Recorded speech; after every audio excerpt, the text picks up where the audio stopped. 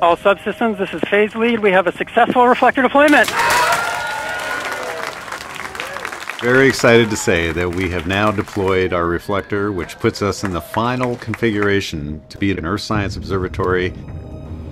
হিমবাহ, জঙ্গল, ভূকম্পন, জলবায়ু পরিবর্তন এসবের উপরে এবার আরও ভালোভাবে নজরদারি চালানো যাবে। কারণ পৃথিবীর সবচেয়ে বড় রাডার অ্যান্টেনা তার কক্ষপথে স্থাপন করেছে ভারতীয় মহাকাশ গবেষণা কেন্দ্র ইসরো এবং আমেরিকার মহাকাশ গবেষণা কেন্দ্র নাসা। এই অ্যান্টেনা 33 ফুট দীর্ঘ। ইসরো এবং নাসা যৌথভাবে সিনথেটিক অ্যাপারচার মিশন শুরু করেছিল। সেই অভিযানের অধীনে এই অ্যান্টেনা স্থাপন করা হলো।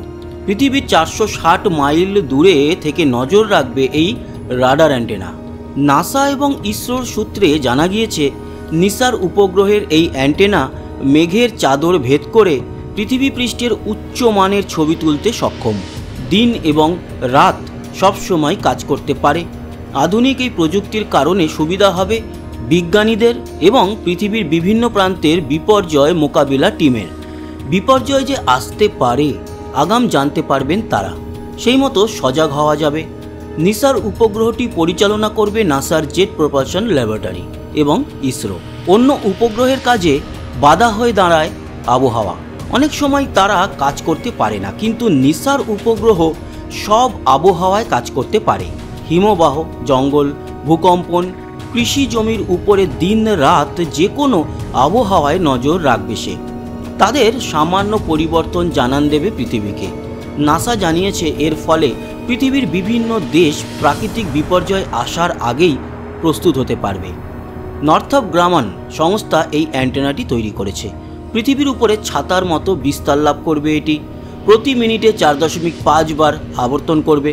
মহাশূন্যে যেমন এই অ্যান্টেনা কাজ করতে সক্ষম, তেমন উৎক্ষেপণের সময়ে অত্যাধিক চাপও সহ্য করতে পারে সে। এই উপগ্রহের ক্যামেরার লেন্স অত্যন্ত শক্তিশালী। ভূপৃষ্ঠের পরিবর্তনের 3D ছবিও তৈরি করতে পারে।